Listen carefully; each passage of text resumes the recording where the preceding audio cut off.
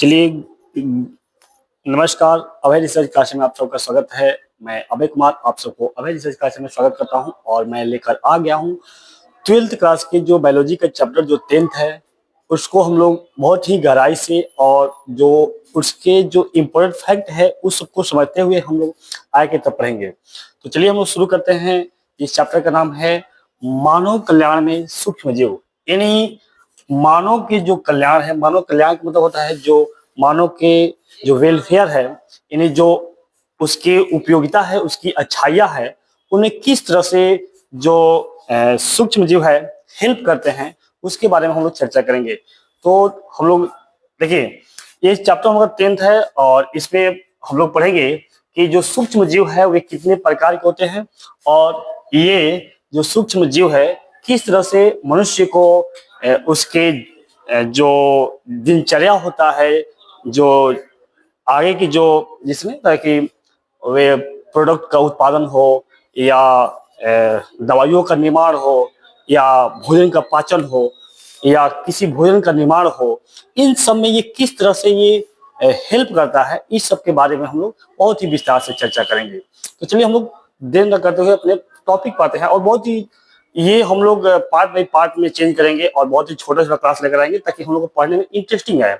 ठीक है, तो चलिए हम लोग शुरू करते हैं अपने चैप्टर बायोलॉजी के जो 10th है, मानव कल्याण में सूक्ष्म जीव। मानव कल्याण में सूक्ष्म जीव किस तरह से हेल्प करते हैं उस सब के बारे में हम लोग चर्चा करते हैं। चलिए देखिए, तो इसका मुख्य तथ्य पे हम लोग आते हैं। इसका मुख्य तथ्य क्या कहता है, यानी जो इसका इम्पोर्टेंट फैक्ट है सूक्ष्म जीवों का, उसमें क्या होता है। तो ये चैप्टर का नाम है हम लोग का माइक्रोवेव इन ह्यूमन वेलफेयर, यानी मानव के जीवन में किस तरह से जीवाणुओं का कल्याण है, भूमिका है, उसके बारे में चर्चा करना है। देखिए, पहला पॉइंट करता है कि सूक्ष्म जीव क्या है। तो ये हमारे लिए एक इम्पोर्टेंट पॉइंट है। देखिए, कोई भी टॉपिक शुरू करने से पहले हमारे दिमागों में एक क्वेश्चन दौड़ना चाहिए, एक प्रश्न दौड़ना चाहिए कि आखिर है क्या। तब उसके बाद प्रश्न का जो उत्तर हम लोग देंगे वही हमारा चैप्टर होता है। तो चैप्टर शुरू करने से पहले हमें एक क्वेश्चन दोहराना पड़ता है। तो वही हमारा है कि आखिर हम अभी तो पढ़ रहे हैं कि जो सूक्ष्म जीव है वे किस तरह से मानव में कल्याण, मानव के जीवन में कल्याण करते हैं, लेकिन सूक्ष्म जीव क्या है उसके बारे में चर्चा करेंगे। सूक्ष्म जीव क्या है, ठीक है। देखिए, सूक्ष्म क्या होते हैं, बहुत छोटे छोटे जीव जिन्हें आंखों से नहीं देख सकते हैं। वैसे जीव जिसको हम लोग नंगी आंखों से नहीं देख सकते हैं, उन्हें देखने के लिए माइक्रोस्कोप की जरूरत पड़ती है। वैसे जीव जिसे हम अपनी नंगी आंखों से नहीं देख पाते हैं, उसे देखने के लिए माइक्रोस्कोप की जरूरत पड़ती हो, उसको हम लोग कहते हैं सूक्ष्म जीव। सूक्ष्म माने एकदम छोटा, ठीक है। जैसे में जीवाणु यानी बैक्टीरिया होता है, विषाणु यानी वायरस होते हैं, और प्रोटोजोआ कवक, ये सब क्या है, ये सब के सब एक सूक्ष्म जीवाणु है। इसको हम लोग नंगी आंखों से नहीं देख पाते हैं और इसको देखने के लिए हमें एक विशेष प्रकार की यंत्र की जरूरत पड़ती है जिसको हम लोग कहते हैं माइक्रोस्कोप। माइक्रोस्कोप, ठीक है। चलिए बढ़ते आगे।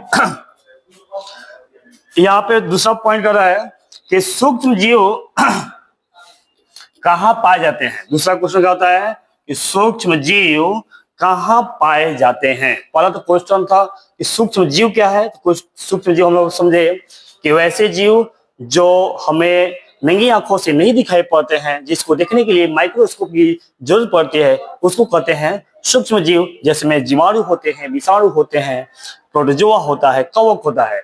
लेकिन अगला क्वेश्चन करता है कि सूक्ष्म जीव कहाँ पाया जाता है। तो देखिए, सूक्ष्म जीव हर जगह पाया जाता है। हवा जगह यानी वायु में पाया जाएगा, जल में भी, मिट्टी में भी, यहाँ तक कि मनुष्य के मुंह में, त्वचा में और आंत में भी कहा जाता है, ये पाया जाता है। मनुष्य के मुंह हो या त्वचा हो या पेट की जो पाचन तंत्र का जो आंत है उसमें भी ये पाया जाता है। कौन? सूक्ष्म जीव। लेकिन ये हेल्पफुल भी होते हैं ना। और यहाँ कह रहा है कि अत्यधिक कठिन परिस्थितियों में भी सूक्ष्म जीव पाए जाते हैं। मतलब अधिक परिस्थितियों का मतलब कि वैसा वातावरण जहां पर या तो बहुत ठंडा हो या तो बहुत गर्म हो, उस स्थिति में भी, उस वातावरण में भी सूक्ष्म जीव पाए जाते हैं। कह रहा है कि बर्फ के जो नीचे गर्म जो झरने होते हैं 100 डिग्री सेल्सियस होता है, या अम्लीय जो वातावरण है वहां भी पाए जाते हैं। तो दूसरा क्वेश्चन करेगा कि सूक्ष्म जीव कहाँ पाए जाते हैं। इसका सही जवाब हम देंगे ये हर जगह मिलते हैं, यानी वायु हो या जल हो, मिट्टी हो, या मनुष्य के जो शरीर जैसे त्वचा होता है, या मुंह होता है, या आंत होता है, या कठिन कठिन परिस्थितियों में पाया जाता है, जैसे में बहुत गर्म गर्म जगह पे हो जाएगा या बर्फीले क्षेत्र में हो जाएगा, वहां भी क्या होता है, ये जीव पाए जाते हैं। ठीक है, तो यहाँ पे हम लोग दो क्वेश्चनों का सॉल्व किए कि सूक्ष्म जीव क्या है और सूक्ष्म जीव कहाँ पाए जाते हैं। देखिए ये हमारे सूक्ष्म जीव का जो फिगर दिया हुआ है, ये हमारे एनसीईआरटी के द्वारा जो भारतीय भवन है, जो भारतीय भवन एनसीईआरटी उसको मान्यता प्राप्त करता है, उसमें दिया गया है। इसको फिगर हम लोग दिए किए हैं। देखिए ये जैसे ये सब क्या है, ये सब के सब सूक्ष्म जीव है, और ये हमारे जो जीवन होता है, दिनचर्या होता है, इन सब में कार्य करता है। ठीक है, जैसे ये हो गया जो बीजाणु भोजी का जिसको कहा जाता है। इस तरह से ये सब सूक्ष्म जीवों का फिगर है जो कि हम लोग अपने समझने के लिए इसको दिया गया है। ठीक है, चलिए तो चलते हैं हम लोग नेक्स्ट में। ठीक है, चलिए अगला क्या कर रहे हैं, सूक्ष्म जीव के प्रकार। सूक्ष्म जीव कितने प्रकार के होते हैं, पहले पढ़े कि हम लोग सूक्ष्म जीव क्या है, ये कहाँ पाए जाते हैं, और ये कितने प्रकार के होते हैं। तो सूक्ष्म जीव का प्रकार में आता है जीवाणु। पहले का है जीवाणु है, दूसरा का है विषाणु। देखिए जीवाणु को ही कहते हैं बैक्टीरिया, विषाणु का ही कहते हैं वायरस, प्रोटोजोआ का प्रोटोजोआ ही कहा जाता है। अगला है कवक, यानी इसको कहते हैं फंगी, वायराइड्स, विरियान, पिरियान इत्यादि। ये सब क्या है, सब सूक्ष्म जीवाणु का प्रकार है। यानी जीवाणु हो कहिए, विषाणु कहिए, प्रोटोजोआ कहिए, कवक कहिए, वायराइड्स कहिए, विरियान कहिए, पिरियान कहिए। इसको ये यदि आपको याद होगा तो 11th क्लास में हमें पढ़ना है सबके बारे में, बारी बारी से जीवाणु, विषाणु, वायरस, वायराइड्स, पिरियान सबके बारे में पढ़ना है। ठीक है, चलिए आगे कर रहा है अगला हानि और लाभ। इससे लाभ क्या है, हानि नहीं। अभी हम लोग जितना भी सूक्ष्म जीवाणु है उसके बारे में शॉर्ट तरीके से पढ़ रहे हैं, छोटा पैमाने पे पढ़ रहे हैं। आगे हम लोग बहुत अच्छी पैमाने से पढ़ेंगे। ठीक है, इसके बारे में शॉर्ट जगह ले रहे हैं। तो यहाँ पे होता है कि इससे क्या लाभ होता है और क्या हानि होता है। देखिए पहला कर रहा है कि आमतौर पर लगता है कि ये केवल बीमारियों को फैलाते हैं। देखिए हम लोग कभी सूक्ष्म जीवाणु का जब नाम लिया जाता है, इससे क्या होता है कि हमें ये एक गलतफहमी होती है कि ये सूक्ष्म जीव क्या करते हैं, रोगों को फैलाते हैं।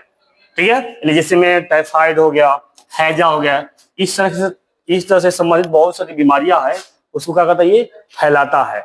लेकिन बहुत से ऐसे सूक्ष्म जीवाणु हमें मिलेंगे जो क्या होते हैं, लाभकारी होते हैं। ये हमारे जो दिनचर्या होता है, या जो आर्थिक स्थिति हो, या स्वास्थ्य की स्थिति हो, भोजन हो, या उत्पादन हो, उन सब में वृद्धि करने में ये सहायता करता है। ठीक है, तो ये क्या होते हैं, लाभकारी भी होते हैं। लेकिन यदि सूक्ष्म जीवों का कोई नाम लेता है तो सब कुछ मान लेता है क्या कि ये क्या है, ये सब क्या होते हैं, हानिकारक होते हैं, रोग फैलाते हैं। लेकिन ऐसा नहीं है, बहुत सारे सूक्ष्म जीव है जो क्या करते हैं, बहुत ही लाभदायक भी होते हैं। अगला करा कि मानव कल्याण में भूमिका। चलिए करा कि जैसे में दही, पनीर, अचार, शराब, ब्रेड बनाने में, या औषधियां यानी जैसे एंटीबायोटिक हो गया, पेनिसिलिन हो गया, ये सब दवाई है। या मिट्टी की उर्वरता बढ़ाने में, जिसे नाइट्रोजन का स्थिरीकरण करने में जीवाणु की भूमिका होती है। यानी कहने का मतलब ये हमारा कि दही जमाना हो, पनीर बनाना हो, अचार बनाना हो, शराब बनाना हो, ब्रेड बनाना हो, या कोई औषधि जैसे एंटीबायोटिक हो गया, जैसे पेनिसिलिन दवाई, या मिट्टी की उर्वरता में जो नाइट्रोजन होता है उसकी स्थिरी करता है नाइट्रेट के रूप में, इसके लिए भी क्या होता है, जीवाणु का उपयोग करता है। जैसे राइजोबियम, राइजोबियम जीवाणु है जो कि दलहनी पौधों में पाया जाता है और नाइट्रोजन को वायुमंडल से क्या होता है, स्थिरीकरण करता है। इस तरह से मिट्टी में उर्वरता शक्ति बढ़ाता है। तो ये तो जीवाणु है, लेकिन ये क्या होता है, लाभदायक होता है। ठीक है, और आगे कहा कि औद्योगिक कार्यों में, जैसे उद्योग धंधा होता है जहाँ पे एल्कोहल, जो केटिक एसिड होता है, या एसिटिक एसिड होता है, इत्यादि के निर्माण में भी, या अपशिष्ट जल शोधन में भी, मैंने जो जल का जो शोधन कार्य किया जाता है, सफाई किया जाता है, उसमें भी क्या किया जाता है, जीवाणु की भूमिका होती है। इन्हीं कहने का मतलब क्लियर है यहाँ पर देख जानते हैं कि जो जीवाणु होते हैं वे हानिकारक तो होते हैं, लेकिन इसके साथ ही लाभदायक भी होते हैं। लाभदायक में कहोगे दही का निर्माण हो, पनीर का निर्माण हो, अचार हो, शराब हो, ब्रेड हो, इस सब का बनाने में मतलब बहुत सारे ऐसे काम है जो क्या करते हैं ये आगे बढ़ते हैं। ठीक है, चलिए इसको थोड़ा आप लोग इसको अपने कॉपी पर लिखिए या स्क्रीनशॉट ले लीजिए ताकि आगे की तरफ हम लोग चल पड़े। ठीक है, चलिए अगले हम बढ़ते हैं। अभी हम लोग पढ़े हैं सूक्ष्म जीवाणु का फैक्ट। देखिए अब दही में क्या होता है, वहां पे दही दिखाई दे रहा है हमारा, ये दही है। जब दूध से दही बनता है तो लैक्टिक एसिड, यहाँ पे दूध से दही बनेगा तो एक जो जीवाणु होता है उसको क्या करता है, दूध से दही में चेंज करता है ना, जिसको कहते हैं लैक्टोबैसिलस। ठीक है, जीवाणु का नाम क्या है, लैक्टोबैसिलस। ठीक है, लैक्टोबैसिलस एक ऐसा जीवाणु है जो दूध को दही में चेंज करता है। तो चलिए हम देखते हैं। अब पहला है दही, यानी जो कॉर्ड है, दूध में एक खास बैक्टीरिया लैक्टोबैसिलस डाला जाता है। यानी हम अपने दूध में किसी भी माध्यम से यदि लैक्टोबैसिलस को डालते हैं ना, तो दूध से क्या बनता है, दही बनता है। यह दूध की मिठास यानी जो लैक्टोज शर्करा होती है वो खट्टा करके लैक्टिक अम्ल बनाता है और इससे दूध क्या होते हैं, जमकर दही बन जाता है। तो दूध से दही कैसे बनता है, जब किसी दूध में हम जो लैक्टोबैसिलस नामक बैक्टीरिया जो जीवाणु है उसको डालते हैं, तो जो दूध में जो मिठास है, दूध में मिठास क्यों लगता है, तो लैक्टोज के कारण, जो लैक्टोज शर्करा की उपस्थिति के कारण दूध मीठा लगता है। तो इसी के कारण क्या होता है, जो दूध शर्करा है ये क्या हो जाएगा, इसको खट्टा कर देगा, खट्टा करके लैक्टिक एसिड में चेंज करता है और वह दूध का होता है, दूध से दही बन जाता है। ठीक है, और दही से विटामिन B12, देखिए बहुत ही जरूरी है, B12 बढ़ता है और पेट में हानिकारक जीवाणु नहीं बढ़ते हैं। दूध देखिए ये लाभदायक नहीं हुआ, ये दूध से जो दही बना बैक्टीरिया के कारण, ये क्या करता है, विटामिन B12 बढ़ाता है और पेट में हानिकारक जो भी जीवाणु होते हैं उसको भी नष्ट कर देता है। ठीक है, और कह रहा है कि बच्चों को क्या करना चाहिए, हम रोज जो दूध से दही खाते हैं वो बैक्टीरिया की देन है। आज हम लोग जो भी कहीं मैंने आपको शुभ काम में जाना होता है तो मम्मी क्या करती है, हमें दही और चीनी खिलाती है कि शुभ हो। ठीक है, तो जो हम लोग दही खाते हैं अपने रोजमर्रा की जिंदगी में, तो वे सब एक बैक्टीरिया का ही देन है जिससे दूध से दही बनता है। इस तरह से जो बैक्टीरिया होता है, सूक्ष्म जीव होता है, वे हमारे जो दिनचर्या होता है उसमें लाभदायक होते हैं दूध से दही में चेंज करने के लिए। ठीक है, ध्यान देख लीजिए। और अगला पॉइंट है पनीर और चीज, और जो पनीर होता है छेना, उसका निर्माण में क्या कर रहा है, पनीर और चीज बनने में भी बैक्टीरिया और कवक यानी फंगी का प्रयोग होता है। ठीक है, कह रहा है कि जो स्विस चीज, जो मिठाई वाली चीज होता है, खास बैक्टीरिया से बनता है। इस समय छेद यानी होल यानी CO2 गैस के कारण होते हैं।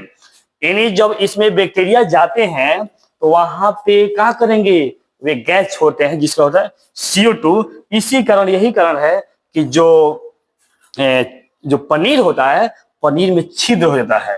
ठीक है, आया कर रहा है कि रॉकीफोर्ट चीज, इसमें एक कवक मिलाया जाता है जिससे खास खुशबू और स्वाद भी आता है। जो रॉकीफोर्ट चीज है, रॉकीफोर्ट जो पनीर है, इसमें खास प्रकार के एक कवक मिलाया जाता है। ये क्या करता है, ये हमें एक विशेष प्रकार की एक सुगंध देता है और स्वाद में चेंज करता है। हम लोग अभी पढ़ रहे हैं कि जो बैक्टीरिया होते हैं, जो जीवाणु होते हैं, या मेन है कि जो सूक्ष्म जीव है, किस तरह से हमारे जीवन में सहायक करते हैं उसमें।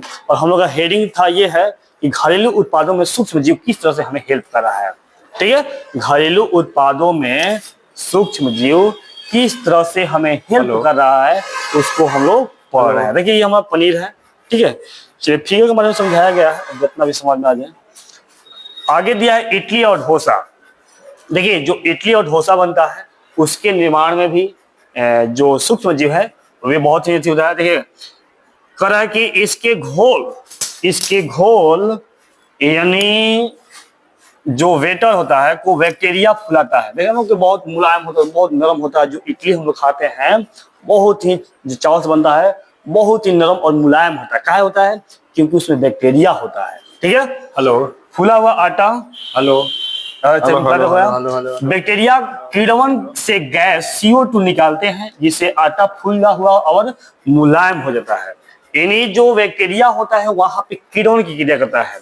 वहां जब किण्वन क्रिया करता है तो वहां पे क्या होता है? CO2 गैस निकलता है और वह आटा फूला हुआ और मुलायम हो जाता है। ठीक है। इसलिए इडली क्या होती है? नरम होती है और फूली फूली लगती। कोई पूछेगा कि इडली फूली फूली क्यों और नरम क्यों होती है, तो हम लोग बताएंगे कि जो बैक्टीरिया होता है उसके जो आटे होते हैं ना, उसमें किण्वन क्रिया करता है और किण्वन क्रिया करने के पश्चात उसमें CO2 निकलता है और ये CO2 निकलने का आटा का होता है वो फूला हुआ और मुलायम हो जाता है। ठीक है। चलिए अगला है ब्रेड।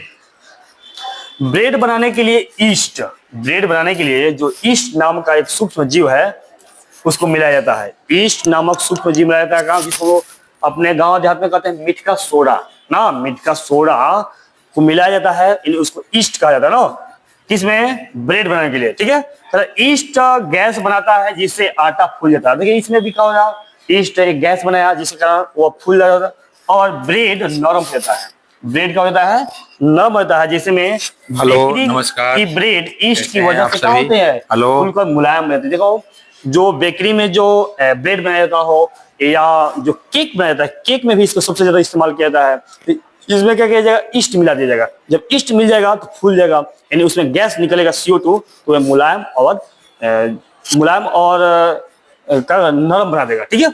अब यही कारण नहीं है, जब हम लोग देखिएगा आमतौर पे जैसे अभी जो नमस्कार जिलेबी बनता है, जिलेबी के जो आटे होते हैं, जो गुत्था होता है, उसमें ईस्ट मिला दिया जाता है। ईस्ट के साथ जो हाइड्रोजन हो सकता है लिक्विड डाल दिया जाता है, काहे के लिए? ताकि उसमें किण्वन क्रिया हो।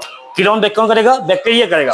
और जैसे ही किण्वन करेगा ना, जैसे ही किण्वन करेगा तो उसमें क्या होंगे? गैसें निकलेगी। गैसें जब निकलेगी तो ये आटा का हो जाएगा, मुलायम हो जाएंगे, फूलदार हो जाएंगे और बहुत ही नरम हो जाएंगे। और इससे जिलेबी का होगा बहुत अच्छा बनेगा, या कोई भी पकवान बहुत अच्छा बनता है। ठीक है। तो यहाँ पर दिया ब्रेड का। ठीक है। चलिए अगला हम लोग है पेय पदार्थ। कोई पेय पदार्थ बनाने के लिए यहाँ पर नीरा खजूर के रस को किण्वित कर बनता है। जो नीरा होता है, नीरा पेय है, उसको बनाने के लिए क्या कहते हैं? खजूर के जो रस होता है ना, उसको किण्वित करके बनाया जाता है। ये कहाँ का चलन है? तो उत्तर भारत में ये सब चलता है। ठीक है। इससे तोड़ी या ताड़ के रस को किण्वित करके तैयार किया जाता है। ये दक्षिण भारत में किया जाता है। तो यहाँ पे पेय पदार्थ को बनाने के लिए भी बैक्टीरिया हमें सहायता करता है। ठीक है। और आएगा कि विदेशों में बांस की कोपलों या सोयाबीन और मछली में भी किण्वन से स्वादिष्ट व्यंजन बनाने के लिए उपयोग किया जाता है। कि हम लोग इसमें नहीं, बट विदेश में जो बांस होता है, जो खोपड़ा होता है, उसमें क्या किया जाता है? किण्वन किया जाता है। सोयाबीन में किण्वन किया जाता है, मछली में किण्वन किया जाता है। काहे के लिए? ताकि एक स्वादिष्ट भोजन बने, स्वादिष्ट जो व्यंजन बने, व्यंजन में जो भोज्य पदार्थ बने। तो ये हमारा है ब्रेड है, और ये हमारा जो इडली है जो मुलायम होता है, इसका मुख्य कारण है बैक्टीरिया। मुख्य कारण कौन है? बैक्टीरिया। इसको हम लोग अच्छा से लिख सकते हैं। ठीक है।